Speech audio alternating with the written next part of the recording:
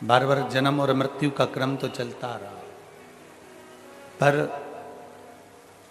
उस जन्म और मृत्यु के प्रपंच से हम निकल जाएं, उस जन्म और मृत्यु के जाल से हम बाहर निकल जाएं और भगवान की अविरल भक्ति हमारे भीतर प्रवेश कर जाए।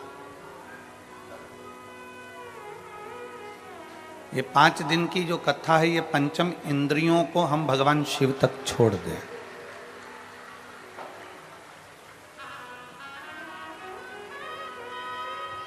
ये 5 दिन की कथा में हम भगवान शंकर की विरल भक्ति को प्राप्त कर लें। ये 5 दिन की कथा में हम भगवान शंकर की अविरल भक्ति को अपने भीतर उतार लें। वो प्रयास हम करें।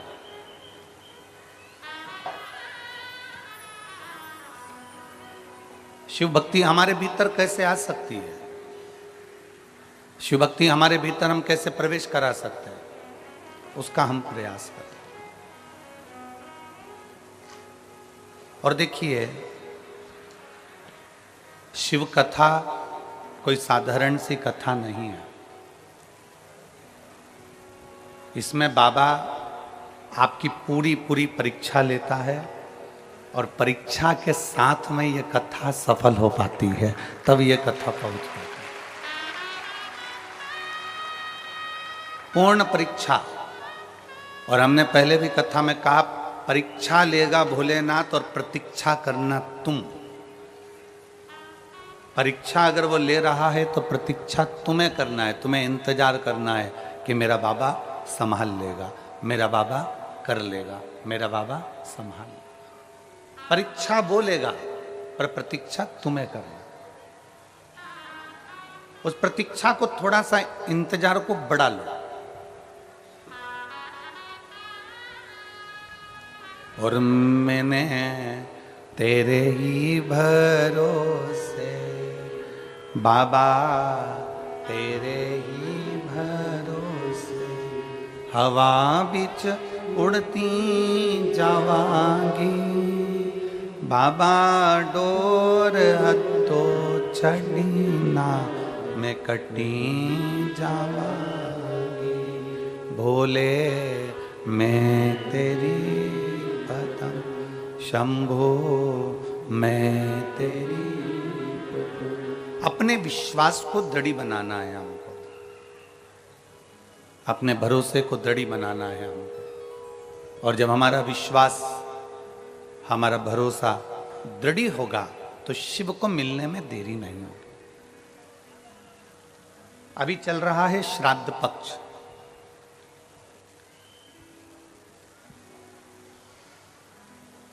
श्राद्ध का मतलब है श्रद्धा।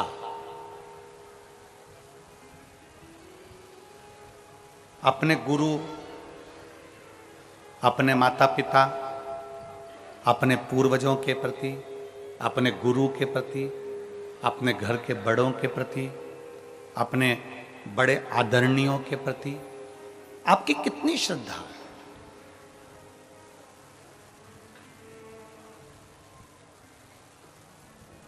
दुनिया के लोग कहते हैं कि अगर हम पितरों का स्मरण ना करें तो हमारे पितृ रुष्ट हो जाते हैं।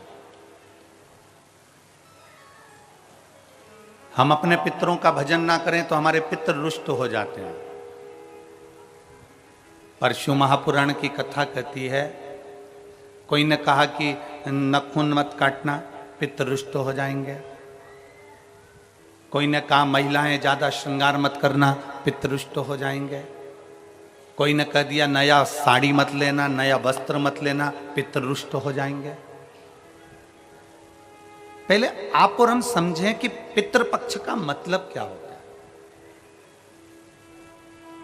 आस्था चैनल के माध्यम से जितने मेरे श्रोता भाई बहन इस वनवासी क्षेत्र से, छत्तीसगढ़ की इस परम भूमि से, धमतरी जिले से, राम पतवन गमन की इस भूमि से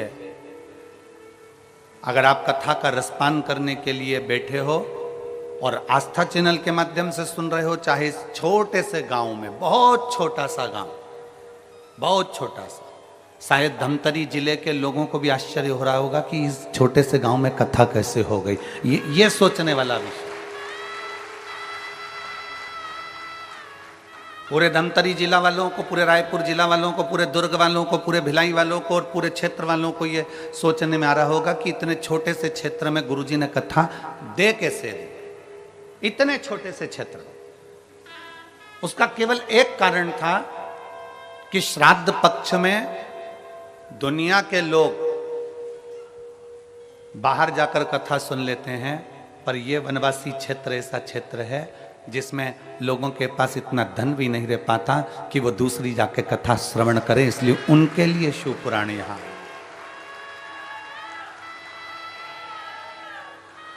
ये कथा उनके लिए आई है जो अपने गांव से बाहर निकलना, जिन्होंने कभी ट्रेन का साधन नहीं देखा, जिन्होंने कभी कोई बड़े शहर में जाने से भी भय लगता है,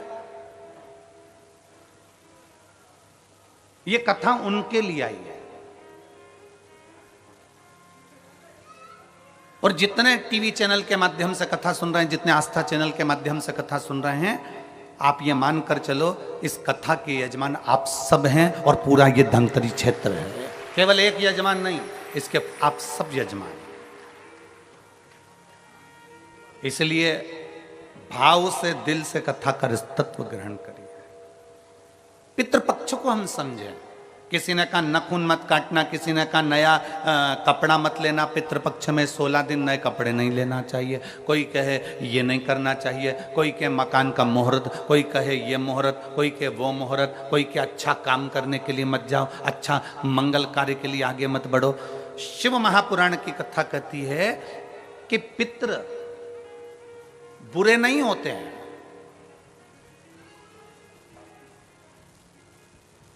पितृ बुरे नहीं होते हैं। आज लोगों के मन में बड़ा भय हो जाता है। व्हाट्सएप खोलो, फेसबुक खोलो, तो ब्राह्मणों के लिए लोग कमेंट्स करना प्रारंभ कर देते हैं कि अब श्राद्ध पक्ष चालू हो गया, ब्राह्मण जीमने के लिए जाएंगे। कोई ब्राह्मण की तुलना कौवे से कर देता है, कोई कुछ कह देता है, कोई कुछ कह देता है। ना,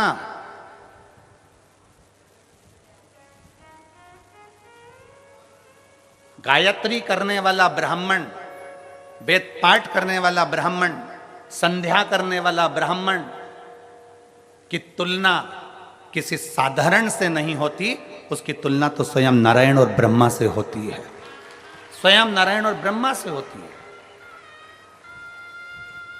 किसी ने कहा कि तुम अभी नया वस्त्र मत लो, पितृपक्ष चल रहा है, नया काम मत चालू करो, पितृपक्ष चल रहा है। श्राद्ध का मतलब क्या है? श्राद्ध का मतलब है आपकी पूर्ण श्रद्धा, आपका पूर्ण विश्वास, आपका पूर्ण भरोसा। पूर्ण श्रद्धा, पूर्ण विश्वास, पूर्ण भरोसा। आप इतने सारी मात्रा में आए हो, लाखों की संख्या में, हजारों की संख्या में यहां पर पहुंचे हो। आप लोगों की श्रद्धा है तभी तो आप यहां पहुंचे हो। अगर श्रद्धा नहीं होती तो कोई अपना घर छोड़कर यहां इस वीराने में, इस जंगल में आकर बैठता?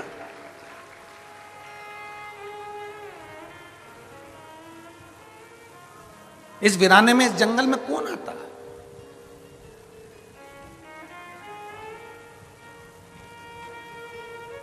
जब हम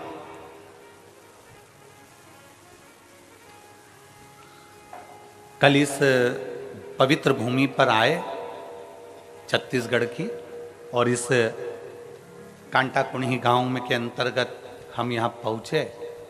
जब हम आ रहे थे तो जंगल का रास्ता था, ना इधर मकान दिख रहे थे ना उधर मकान दिख रहे थे, और हमें जो लेकर गाड़ी चला कर आ रहे थे कृष्ण कन्हैया सारथी, हम उनसे पूछ रहे थे कि गांव है कि नहीं है। हम उनसे बात करते करते आ रहे थे, तो हमारे कृष्ण से रथ चलाने वाले से हमने पूछा, हमारे सारथी से हमने पूछा कि गांव है कि नहीं है। कहा गुरुजी है।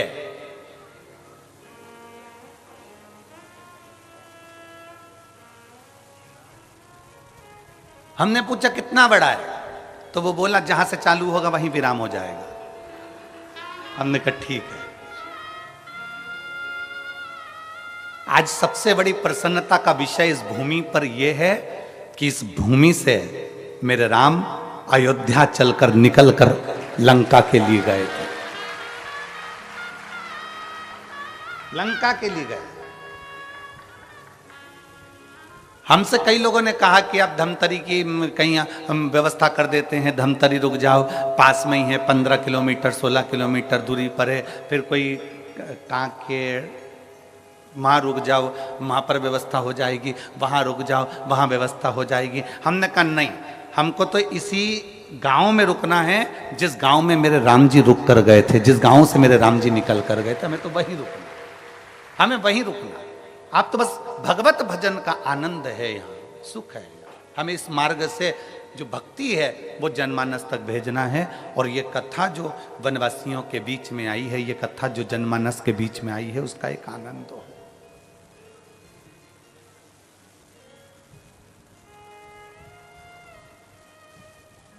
दोनों ओर कहीं मकान नहीं दिखे, चलते चलते चलते चलते जब जहाँ रुके थे, शायद सरपंच जी का घर है, शायद किनका घर है, जहाँ हम रुके हैं, तो वहाँ रुके। और रुकने के बाद में फिर स्मरण में आया तो हमने फिर उनसे पूछा, सारथी से, कृष्ण कन्हैया से, क्यों पूरा क्षेत्र जंगल का है,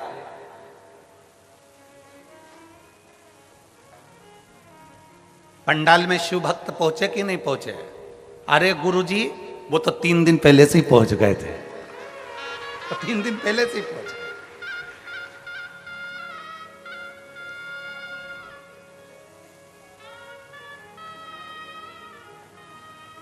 हमने कहा इतना जंगल क्षेत्र है, जीव जानवर, कहने गुरुजी 50-50 हिरण दौड़ते हुए आते हैं और पानी पीकर इसी क्षेत्र में वापस चले जाते हैं।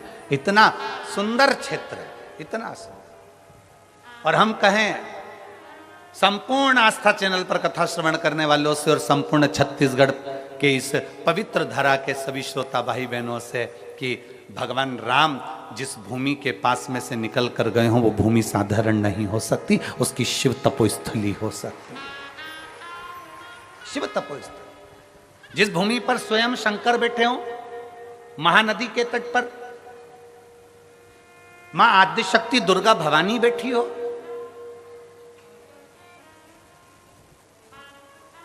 वो भूमि साधारण नहीं। एक विश्वास के साथ कथा सुनो।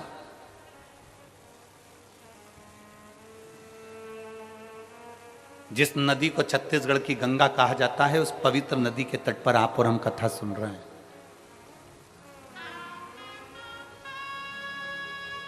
एक मन में विश्वास रखकर, श्रद्धा। श्राद्ध का मतलब पितर आपका बुरा करेंगे, ये श्राद्ध का मतलब नहीं है। पितर आपका बुरा करेंगे, ये श्राद्ध का मतलब नहीं है। पितर आपको श्राप देंगे, ये श्राद्ध का मतलब नहीं है। ये पितृपक्ष का मतलब नहीं है। नया कपड़ा मत लो, ये मत करो, वो मत करो, मुहूर्त मत करो, नए मकान की बात मत करो, संबंध की बात मत करो, शादी की बात मत करो, पितृपक्ष चल रहा है, श्राद्ध चल रहा है। लोगों ने भय पैदा कर दिया पितृपक्ष का, श्राद्ध पक्ष का। पर यदि कूर्म पुराण को पढ़ा जाए, यदि देवी भागवत को पढ़ा जाए, यदि लिंग पुराण को पढ़ा जाए, यदि शिव महापुराण को पढ़ा जाए, तो हमारा शास्त्र कहता है कि पितृ पक्ष से सुंदर कोई पक्ष नहीं हो सकता, जिसमें पितरों का भी आशीर्वाद देवताओं के साथ मिलता है।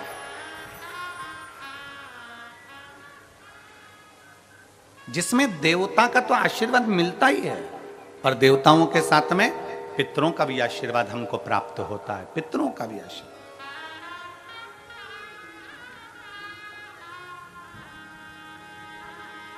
पितरों का भी वर हमें प्राप्त होता है।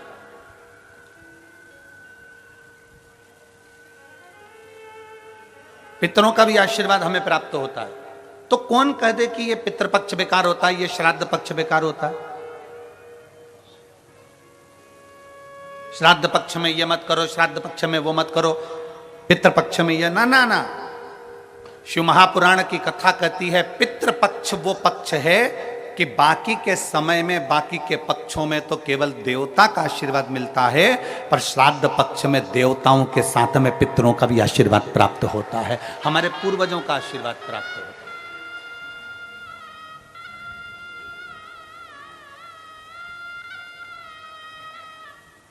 श्राद्ध का मतलब है श्रद्धा। आपकी श्रद्धा कितनी है? कितने लोग हैं यहां पर जो बैठे हैं जो शंकर जी के मंदिर में एक लोटा जल चढ़ाते? जरा हाथ उठाओ। सब चढ़ाते हो? रख लो, वापिस रखो, वापिस रखो। और कितने लोग हैं जिन्होंने अपनी अड़ोसन, पड़ोसन और पीछे वाली धड़ोसन, इन सबसे कहा कि एक लोटा जल चढ़ाया करो? वो हाथ उठाओ जरा, उठाओ जरा हाथ। हाँ ठीक है, रखो रखो। आप लोगों ने कभी तो कहा होगा अपनी पड़ोसन को, अपनी अड़ोसन को और पीछे वाली धड़ोसन को कि शिव मंदिर जाया करो, शंकर को एक लोटा जल चढ़ाया करो, शिव स्तुति करा करो, शंकर का स्मरण करा करो, शंकर की भक्ति करा करो, सारी समस्या का हल। जरा जम के बोलो, सारी समस्या का हल बोल बम का नारा है। आपने अपनी पड़ोसन से कहा होगा मंदिर जाया करो, इससे कहा मंदिर जाया करो, पीछे वाली से कहा मंदिर जाया करो। क्यों? किस लिए? तुम्हारी पड़ोसन के मंदिर जाने से सियोर वाले महाराज का कोई फल है क्या? तुम्हारी पड़ोसन के मंदिर जाने से सियोर वाले महाराज को कुछ मिलने वाला है क्या? तुम्हारे मंदिर जाने से या तुम्हारी पड़ोसन के मंदिर जाने से या पीछे वाली धड़ोसन के मंदिर जाने से सियोर वाले महाराज को कुछ मिलेगा क्या? तुम्हारी पड़ोसन के मंदिर जाने से किसी को कुछ नहीं मिलेगा, पर तुम्हारी पड़ोसन के मंदिर जाने से तुम्हें जरूर प्राप्त होगा। क्या? वो मार्ग बताने से परमात्मा का दरवाजा प्राप्त हो जाता है, मंजिल प्राप्त हो जाता है। एक कथा आती है एक बड़ी सुंदर सा कि एक वकील साहब थे।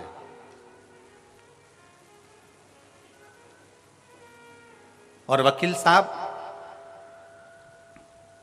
एक कथा आती है, एक वकील साहब थे और वकील साहब अदालत जाते और अपना केस लड़ते।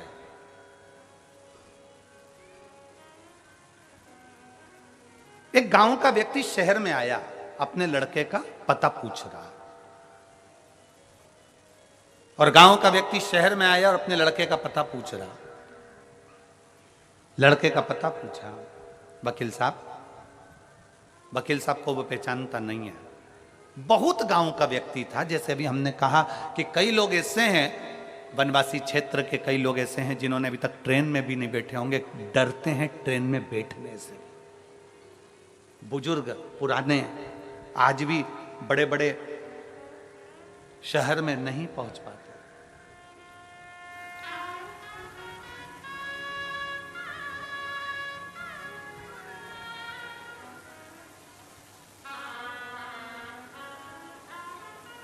गांव का व्यक्ति था और गांव का व्यक्ति, बुजुर्ग व्यक्ति शहर में आया। वकील साहब केस लड़ रहे थे और केस हार गए। हार कर बाहर खड़े थे अदालत के बाहर।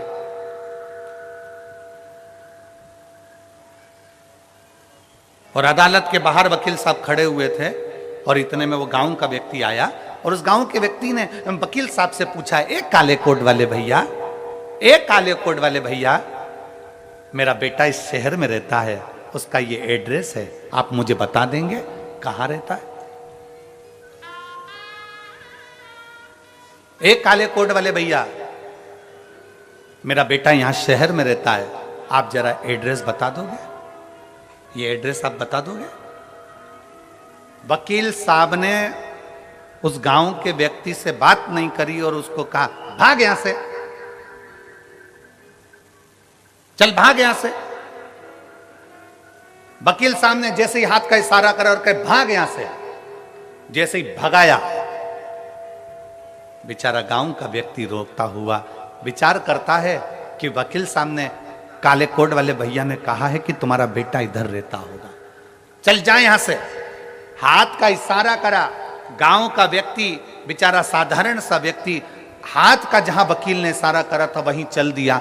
चलते चलते चलते चलते आगे चलकर कहीं पर शिव महापुराण की कथा हो रही थी और वो गांव का व्यक्ति अपने बेटे को ढूंढते ढूंढते उसी शिव पुराण की कथा में बैठ गया। अपने बेटे के घर नहीं जा पाया, अपने बेटे के घर नहीं गया, शिव महापुराण की कथा में जाकर बैठ गया। कथा पूरी हुई, हाथ में प्रसाद का दोना लिया, चल दिया। खाते खाते जा रहा था, सामने से स्कूटर से बेटा आ रहा था। बेटे ने अपने बाप को देखा, पिता को देखा, पिताजी तुम यहां कैसे आ गए शहर में? बेटा मैं तेरा एड्रेस लेकर आया था, वो काले कोट वाले भैया से पूछा था, उसने मुझे यहां भेजा। पिताजी पर मेरा घर तो इधर नहीं, दूसरी जगह, मैं तो यहां आ गया, कथा सुनी और ये तू मुझे मिल गया, अब मुझे कुछ नहीं चाहिए। बेटे ने अपने बाप को गाड़ी पर बिठाया, स्कूटर पर बिठाकर अपने घर लेकर गया। घर लेकर गया, 4 महीने बीते और वकील साहब का एक्सीडेंट हो गया और एक्सीडेंट होते से ही वकील साहब सीताराम हो गए। वकील साहब मरे।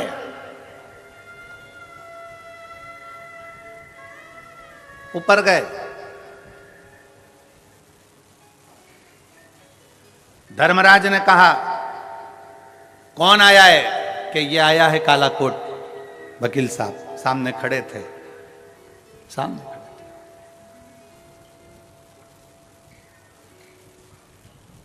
धर्मराज ने चित्रगुप्त महाराज से कहा इनके पाप पुण्य गिनो।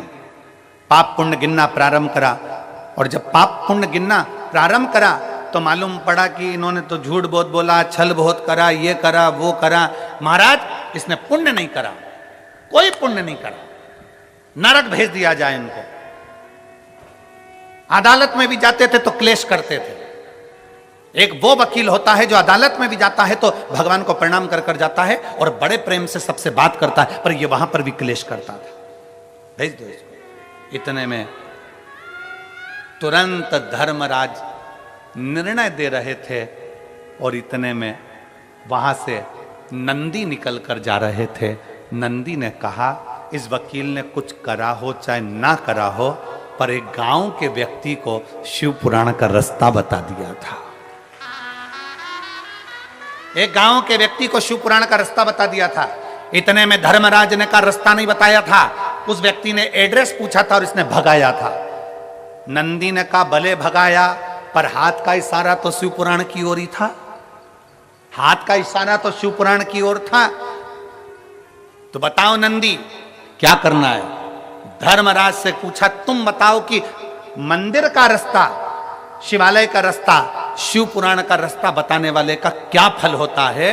तो इतने में धर्मराज ने कहा उसको भी बैकुंठ का रास्ता बता दिया जाता है, इसलिए इसको भी बैकुंठ का रास्ता बता दो, इसको भी बैकुंठ का रास्ता बता दो। वकील की आंख से आंसू बहने लगा कि मैंने जिंदगी में कोई अच्छा कर्म नहीं करा, पर एक कर्म, और वो भी मैंने अनायास करा। मैंने एक कर्म करा और वो भी अनायास करा, अनायास।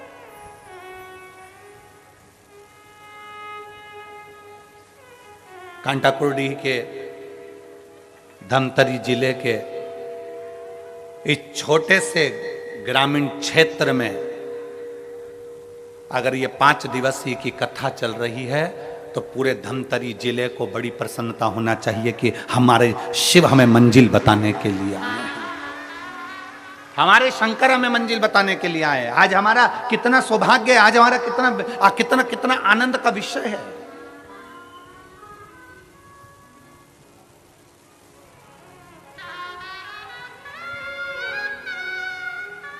और ये शिव कृपा से हुआ। कोई आपसे पूछे साहब शिव महापुराण की कथा कहां हो रही है, आप नहीं भी गए हो ना, तो आप अपने मुख से और अपने हाथ का इशारा कर कर बता सकते हो कि वहां कथा हो रही है, चले जाओ। आपके रिश्तेदार पूछे क्यों जी हमने सुना है कि तेरे पास में कथा हो रही है, हाँ आ जाओ।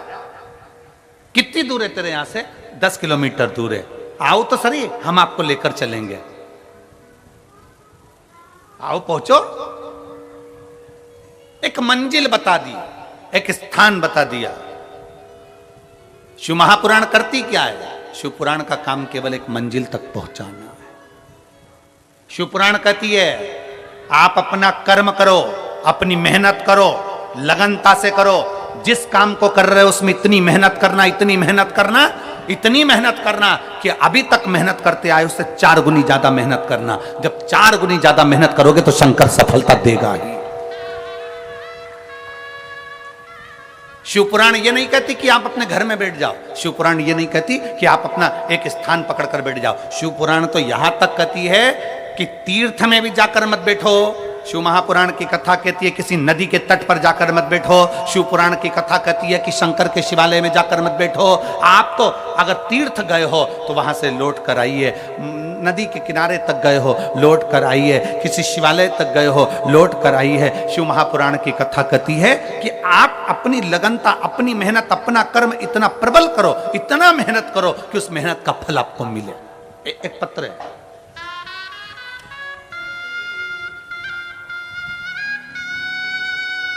मेरा नाम अनीता बंधोर, मैं नरहरपुर जिला कांकेर छत्तीसगढ़ की निवासी हूँ। कहीं बैठी हो तो हाथ हिला सकती हैं। अगर कहीं बैठी हो तो हाथ हिला सकती हैं।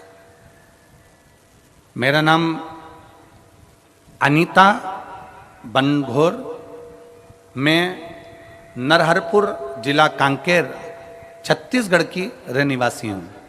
कहीं बैठी हो? हाँ हाँ, दिख गए दिख गए दिख गए। आ जाइए, एक बेलपत्र ले जाओ, आ जाओ, आ जाइए। मैं जिला कांकेर छत्तीसगढ़ की निवासी हूँ। मैं भोलेनाथ जी का मैं क्या वर्णन करूँ गुरुदेव। मेरे 2 बेटे हैं। बड़ा बेटा कंपटीशन एग्जाम की तैयारी कर रहा था और छोटा बेटा नीट की तैयारी कर रहा था। 5 साल से मेरे दोनों बेटे तैयारी कर रहे हैं, पर 5 साल तक उनका सिलेक्शन नहीं हुआ। ना तो कंपटीशन एग्जाम में मेरे बड़े बेटे का हुआ, ना नीट में मेरे छोटे बेटे का हुआ। गुरुदेव, हम भले कांकेर के रहने वाले हैं, छोटे क्षेत्र के हैं, पर बेटों का मन था कि हम भी कोई ऑफिसर बन जाएं, हमारा भी कोई ऊंचा पद हो जाए। गुरुदेव, बड़े बेटे ने 5 साल तक लगातार कंपटीशन एग्जाम दिया पर उसका सिलेक्शन नहीं हुआ। छोटे बेटे ने नीट की परीक्षा देता रहा पर सिलेक्शन नहीं हुआ। कभी 1 नंबर, कभी 2 नंबर, कभी 1.5 नंबर से रह जाते। दोनों बेटे हार गए और दोनों बेटों ने कहा मां, अब हम ना नीट की तैयारी करेंगे और ना हम कंपटीशन एग्जाम की तैयारी करेंगे। तब मेरे बच्चों ने जैसे ही बोला तो मैंने अपने बच्चों से कहा एक बार सीहोर वाले महाराज की कथा सुनो। हमने टीवी चालू कर हम आपको पहचानते नहीं थे, जानते नहीं थे। दूसरे के कहने पर हमने टीवी चालू करी, आस्था चैनल पर आपकी कथा सुनी। कथा सुनते ही मेरे बच्चों को सुनाई और मेरे बच्चों ने कह दिया सीहोर वाला महाराज कहता है कि मेहनत को 4 गुना बढ़ाओ, अपनी लगन, अपने कर्म को, अपनी मेहनत को चौगुना करो और चौगुना मेहनत कर कर शंकर को जल चढ़ाओ। जल चढ़ाकर जब एग्जाम के लिए जाओ तो एक बेलपत्री पर शहद लगा कर जाओ। मेहनत को चौगुना करना है। अब मेरे बेटे ने कंपटीशन एग्जाम की तैयारी करी और छोटे बेटे ने नीट की तैयारी करी और दोनों ने अपनी मेहनत को 4 गुना कर दिया। मैं और मेरे दोनों बेटे, हम तीनों शंकर जी के मंदिर में 1 लोटा जल चढ़ाने के लिए जाने लगे और रोज जल चढ़ाने जाते। जब मेरे बेटों का एग्जाम आया, बीच वाली पत्ती पर शहद लगाया और शहद लगाकर शंकर को लगाकर मेरे बेटे कंपटीशन एग्जाम में बैठ गया और दूसरा बेटा नीट की परीक्षा में बैठ गया। आज मैं बाबा को धन्यवाद देने आई हूँ। जो बेटा मेरा कंपटीशन एग्जाम में बैठा था वो रेलवे का बहुत बड़ा पदाधिकारी बन गया और छोटा बेटा जो नीट की परीक्षा दे रहा था वो मेडिकल कॉलेज में सिलेक्ट हो गया। मेरा बेटा डॉक्टर बन रहा है और बड़ा बेटा रेलवे में हो गया। ये शिव तत्व है, ये शंकर है, ये शिव ओघड़ी है।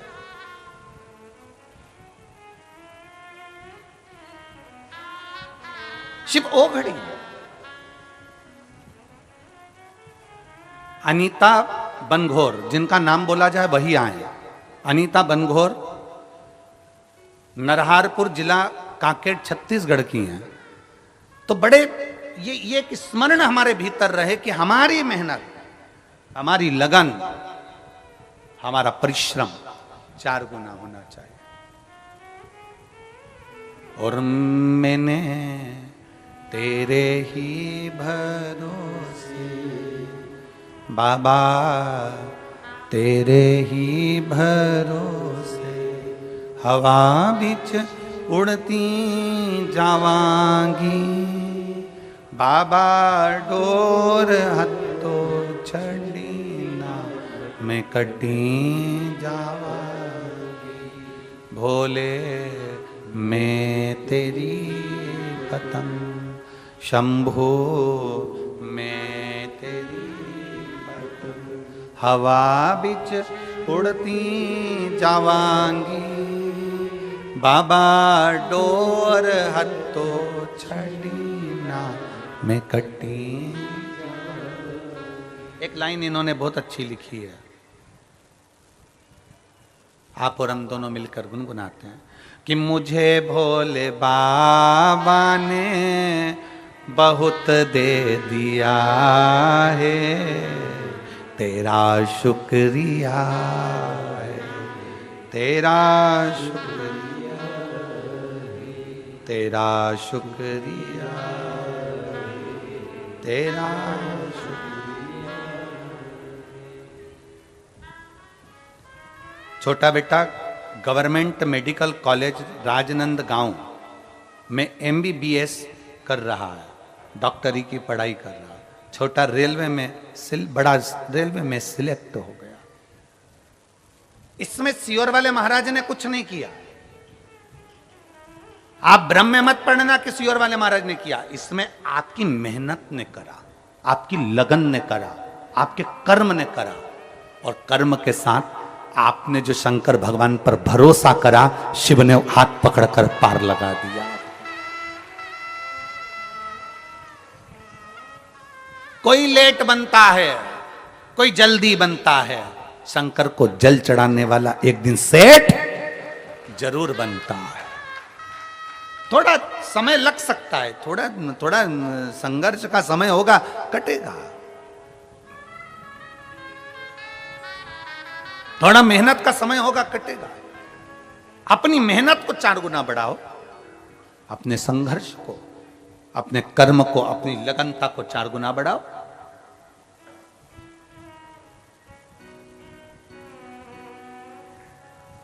जब अपनी मेहनत, जब अपनी लगन, अपने कर्म को जब हम 4 गुना बढ़ाते हैं तो शिव तत्व अपने आप हमारे भीतर जागरूक हो जाता है। दुनिया के लोग पूछते हैं, गुरुजी शंकर को 1 लोटा जल चढ़ाने वाले को भगवान इतनी जल्दी सुन लेता है? हम कहते हैं तुम जल नहीं चढ़ाते, तुम शंकर भगवान को जब जल चढ़ाते हो तो भगवान भोलेनाथ जल चढ़ाने वाले के हाथ को किसी दूसरे के हाथ के आगे फैलाने नहीं देता, वो पकड़कर उसको मंजिल तक पहुंचा देता है।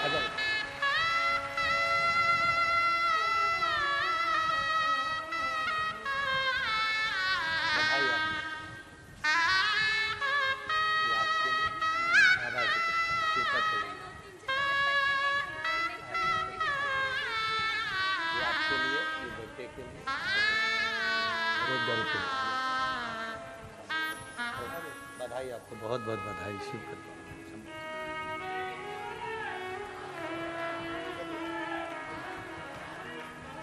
एक विश्वास अपने भीतर प्रकट करिए, एक भरोसा अपने भीतर प्रकट करिए। जब विश्वास भरोसा बढ़ेगा तो शिव मिलेगा, शिव मिलेगा। जिन हाथों से आप शंकर भगवान को 1 लोटा जल चढ़ा रहे हो ना, मेरा भोले बाबा इन हाथों को दूसरे के आगे फैलाने नहीं देगा। मेरा भोले बाबा इन हाथों को ऐसा पकड़कर मंजिल तक पहुंचाएगा कि दूसरी बार सोच नहीं पाओगे कि बाबा ने कहां पहुंचा दिया, बाबा ने कहां पहुंचाया।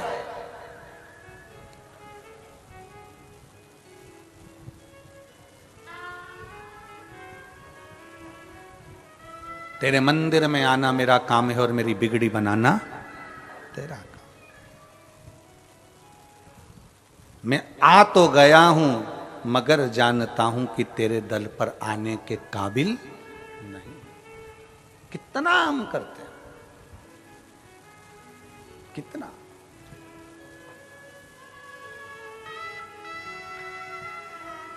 आप विश्वास को प्रकट करिए। आप भगवान शंकर की शिव पुराण का रास्ता किसी को बता रहे हो, आप शंकर के दरवाजे तक किसी को लेकर जा रहे हो, रिश्तेदारों के फोन आए ना और तुमसे कहें तुम्हारे क्षेत्र में कथा हो रही है, हम आना चाहते हैं, उसको खुश होकर कहना आइए, स्वागत है हमारी धमतरी जिले में आपका, आइए आपका स्वागत है। जिस पवित्र भूमि पर राम जी आए, जिस पवित्र भूमि पर शंकर विराजमान है, जिस पवित्र भूमि पर मेरी दुर्गा भवानी जगदम्बा विराजमान है, जिस पवित्र भूमि पर ओघड़दानी शंकर, इस श्राद्ध पक्ष में 5 दिन की कथा को बांचने के लिए कुबेर भंडारी आ गया। समझ लो कि शिव तत्व की प्राप्ति हमारे भीतर है। आइए आपका स्वागत है।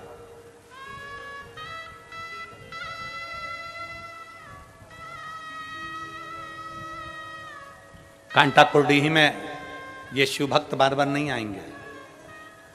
बोलो आएंगे क्या? अरे बोलो तो जम के, आएंगे नहीं। इस छोटे से गांव में अगर इतने शिव भक्त आए हैं तो आपको सेवा का मौका मिला है। पूरे धमतरी वालों को 14-15 किलोमीटर दूर रहने वाले जितने जितने आसपास के शहर हैं उनको मौका मिला है कि इनकी सेवा करो।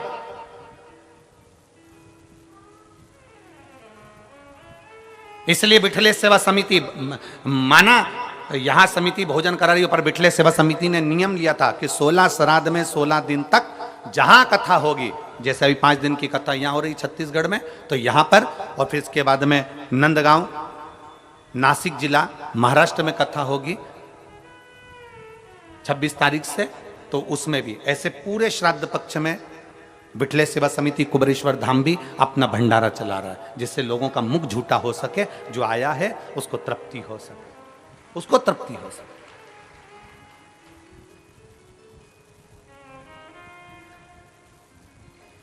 एक भरोसे के साथ शिव के पास जाओ।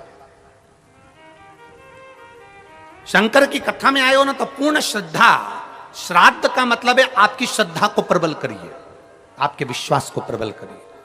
और जब आपका विश्वास, आपकी श्रद्धा, आपकी दृढ़ता बढ़ जाए तो शिव तत्व को मिलने में देरी क्या होगी? क्या देरी शंकर को मिलने में? एक पत्र देखिए,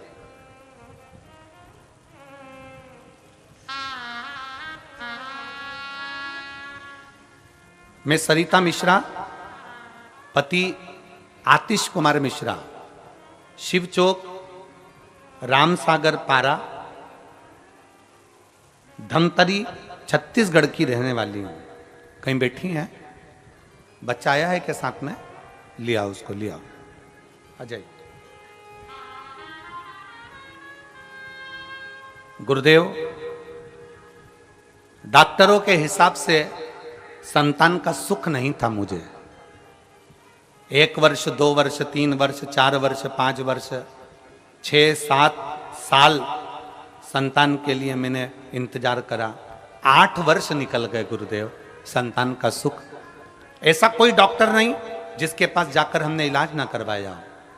बड़े बड़े शहर में जाकर हमने इलाज करवाया पर संतान का सुख नहीं आया। तब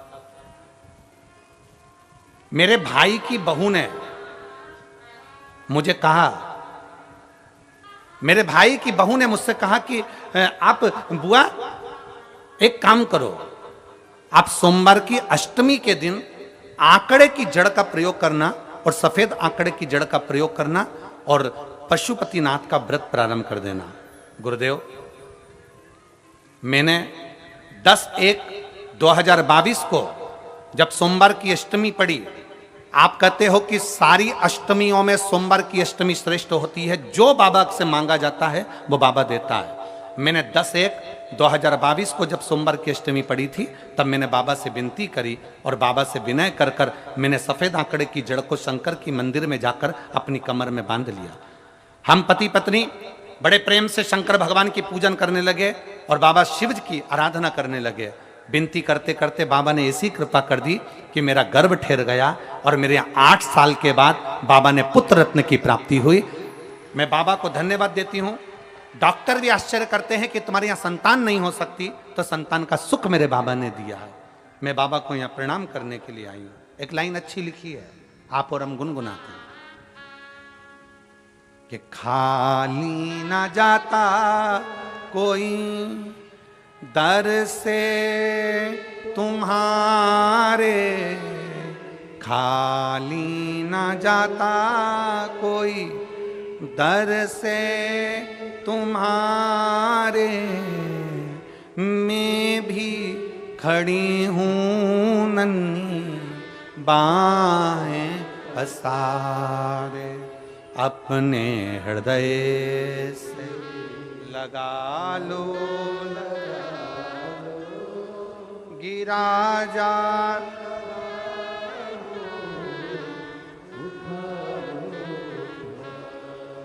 भोले अपने दर से अब तो ना टालो, गिरी जा रही हूँ।